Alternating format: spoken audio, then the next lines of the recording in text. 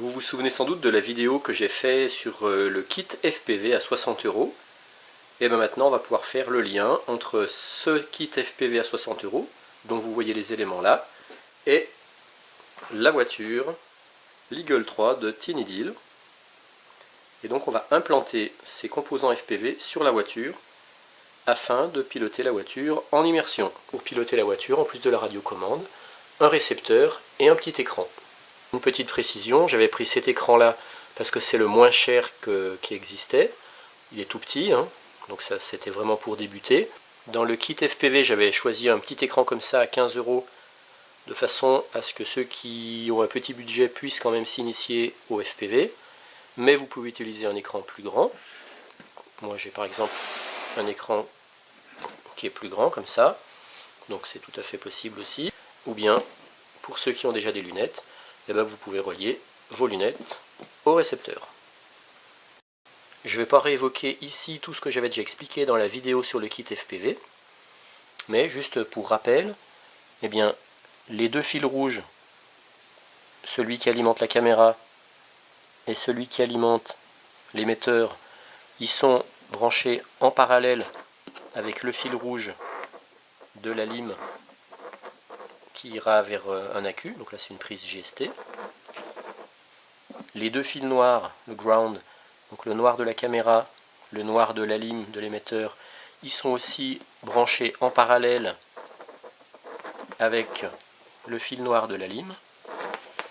Et puis le fil jaune signal de caméra est relié avec le fil jaune ici de signal de l'émetteur, de mon émetteur vidéo. Je vais prendre un accu 3S en lithium polymère en 3 éléments, puisque tout ça fonctionne en 12 volts, et donc c'est cet accu là qui me donnera la tension de fonctionnement de la caméra et de l'émetteur. Maintenant je vais implanter tout ça dans la voiture. Pour la caméra, il n'y a vraiment pas besoin de faire compliqué, elle tient juste en la rentrant un tout petit peu de force. Elle fait juste la dimension pour se coincer à l'intérieur là. Et comme pour l'instant c'est juste pour faire des essais, je ne vais rien fixer de façon définitive. Donc là elle est juste un peu coincée entre le toit et puis la coque en plastique. Alors il ne faut juste pas la mettre à l'envers. Moi dans mon cas il faut que les cordons d'alimentation soient en bas à gauche. Et comme ça me renvoie une image à l'endroit. Et je pense que je vais fixer sur le toit avec un double face ou du velcro l'émetteur vidéo. Et je vais voir après où est-ce que je mets l'accu FPV. Voilà, j'ai fixé l'émetteur vidéo avec du double face. Je l'ai mis sur le toit du véhicule. C'est important de mettre l'antenne le plus haut possible, de façon à avoir la meilleure réception vidéo, de façon à augmenter la portée. Plus l'antenne sera haute et plus votre portée vidéo sera grande. Alors je pense d'ailleurs que je risque de perdre la portée radiocommande avant la portée vidéo. Ce qui n'est pas le mieux. Le mieux, c'est en général, c'est d'abord de perdre la vidéo et après de perdre la commande sur la voiture. Parce que la vidéo se perd petit à petit, donc on sent qu'on perd la vidéo, l'image devient très trouble. Ça commence à sauter, à faire des glitches, à avoir de la neige. Donc dans ces cas-là, on fait demi-tour et on revient. Alors que quand on perd la portée radiocommande, tout d'un coup, on n'a plus la main sur la voiture. Et là, on est obligé de se rapprocher du modèle à pied pour aller récupérer la portée radio. Il ne me reste plus qu'à fixer l'accu. Alors bon, pour l'instant, là c'est un peu provisoire parce que vous voyez, j'ai des fils un peu partout. Je pense que l'accu, je vais le mettre par là tout simplement. Et puis remettre un peu de scotch pour faire tenir tout ça. Alors je redis, moi je prends un accu 3S lithium polymère 450 mAh, c'est pas la peine de prendre plus lourd. Parce que de toute façon, avec ça, je pense que j'aurai une autonomie qui sera supérieure à l'autonomie de la voiture. Je vais le fixer simplement avec un élastique ou du scotch, je vais voir. Et donc il n'y a pas d'interrupteur, hein, donc ça veut dire que dès qu'on branche, dès qu'on va brancher ça, je rappelle, la caméra et l'émetteur fonctionnent, donc il faut y brancher au dernier moment, parce que sinon vous allez user vous allez vider votre accu, donc il faut vraiment le brancher qu'au dernier moment quand vous êtes sur le terrain. Contrairement à la voiture qui, elle, on peut brancher l'accu, mais comme on a un petit interrupteur à l'intérieur, ça veut dire que l'accu ne se vide pas. Donc là, il n'y a pas d'interrupteur. L'accu vidéo, je vais le faire tenir avec du velcro adhésif, donc mâle d'un côté, femelle de l'autre. Et comme en plus je viens de me rendre compte qu'il rentre tout seul ici dans un logement qui va nickel. Voilà, sans faire exprès, c'est pile la dimension. Vous voyez, la cuve peut même descendre là jusqu'au fond. Donc on peut presque même le laisser comme ça, le poser. Mais moi je préfère pas parce que je veux pas qu'il vienne taper contre la caméra. Donc je vais faire en sorte qu'il soit à cette profondeur là. Et je vais mettre mon eau de velcro ici.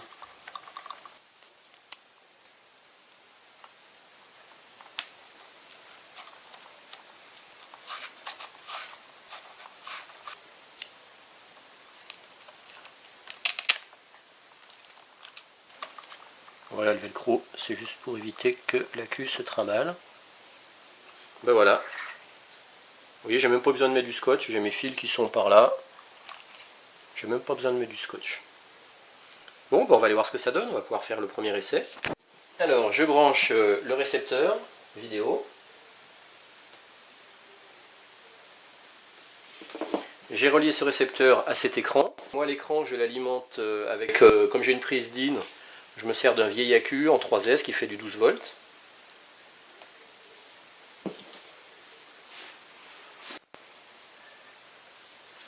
Et maintenant, côté émission, toujours brancher la radio d'abord. Ne jamais brancher la voiture sans avoir mis sous tension la radiocommande. Je branche la voiture, l'AQ moteur.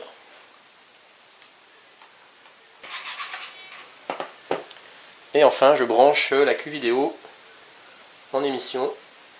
Pareil, ne pas se tromper de sens. Parce qu'il y a un sens, bien sûr, toujours. Hein. Il y a un petit détrompeur là. Là.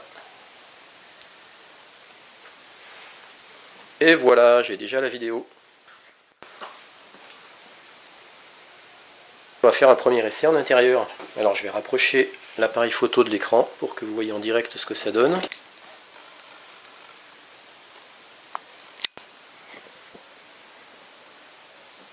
Allez, c'est parti, on va se balader dans l'appart.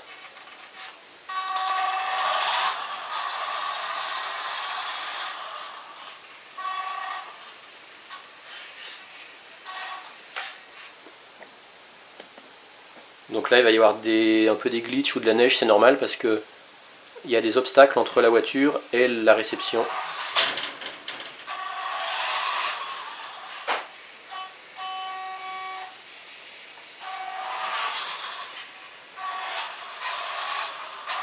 Donc moi je suis là.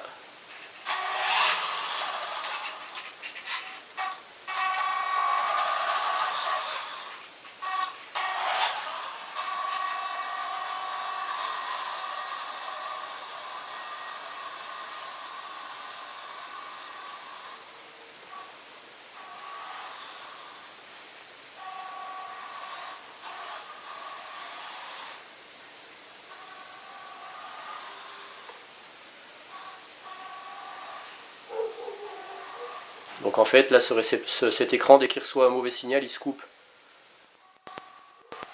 Donc c'est normal que ça s'éteigne parce que là je vais d'une pièce à l'autre. Il faut savoir que le 5.8 ça n'aime pas du tout les obstacles. La fréquence 5.8 GHz. Donc là je trouve que c'est déjà pas mal parce que ça passe d'une pièce à l'autre. Là je peux pas rentrer dans la salle de bain, la porte est fermée.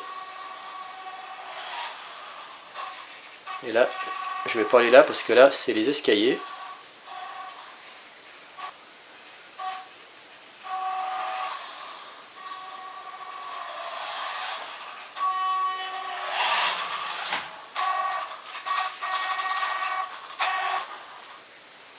Et bien maintenant que ça marche, on va aller faire un essai dehors. Et pour l'essai en extérieur, j'ai mis une runcam sur le toit de la voiture. Et en fait la caméra FPV, je l'ai mis au milieu de la voiture. Allez, c'est parti!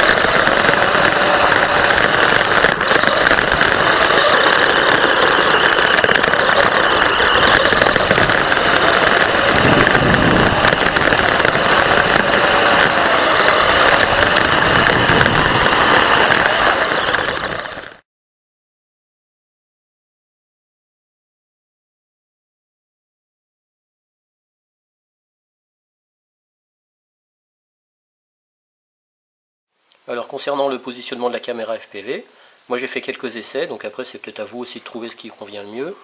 Donc la caméra en fait quand on la met plus en arrière, là je l'ai ravancée, j'avais fait un essai de la mettre plus vers l'arrière là, mais le problème c'est qu'elle saturait en blanc parce qu'il y avait la coque noire qui faussait le capteur optique, et tout le reste de l'image, donc la route notamment, c'était saturé en blanc, je ne voyais rien du tout, donc je l'ai ravancée, mais même en l'avançant il y a quand même encore la coque noire qui est en vue de la caméra. Alors peut-être que la caméra FPV, ça serait pas mal de la mettre carrément là-dessus, de façon à ce qu'elle soit le moins faussée par le noir de la coque. Puisque ça reste quand même une caméra bas de gamme, je rappelle elle coûtait 15 € seulement. Après les caméras plus élaborées arriveraient à gérer mieux le contraste entre la coque et la lumière du jour. Mais bon voilà, peut-être que simplement en la mettant dessus, ça permet de résoudre le problème. La molette ici sert de trim. C'est-à-dire, moi par exemple, la voiture, en la pilotant, elle avait tendance à partir à gauche. Quand je bougeais pas la commande ici de direction, la voiture n'allait pas tout droit, elle avait tendance à partir à gauche. Donc il suffit de tourner comme ça la molette en pilotant jusqu'à ce que la voiture aille droit. Donc ça s'appelle un trim. Alors je rappelle, le 5.8 ça n'aime pas les obstacles, donc si jamais vous êtes entre votre récepteur et votre antenne de la voiture, si vous physiquement vous êtes entre les deux, vous n'aurez plus de vidéo, c'est normal. Donc il suffit que vous vous déplaciez un petit peu et vous récupérez le signal vidéo. Alors aussi une petite précision, la voiture a tendance à chauffer quand même, donc attention à la fin de ne pas vous brûler avec les toutes petites vis qui sont dessous, là, celles qui sont sous le moteur, parce qu'en fait les petites vis sont brûlantes. La portée de la voiture est peut-être perturbée par l'émetteur 5.8, parce que moi j'ai plutôt une portée de 50 mètres que de 100 mètres avec un FPV. Et en plus il faut savoir que le 5.8, comme c'est des émetteurs pas très puissants, et de par sa nature le 5.8, ils n'aiment pas les obstacles. Donc il faut vraiment prévoir de rouler dans un terrain dégagé qui n'a pas d'obstacle. Donc l'idéal en fait c'est un petit circuit de voiture. Vous pouvez aller par exemple à 50 mètres à droite, 50 mètres à gauche. Donc vous pouvez évoluer quand même sur une piste qui peut faire 100 mètres de long. Voilà. Donc ça reste plutôt quand même vraiment, c'est pas un jouet mais c'est presque encore un peu un jouet. Hein. Voilà, donc c'est vraiment pour débuter, pour redécouvrir le pilotage en immersion. Donc c'est un bon compromis pour commencer, pour débuter.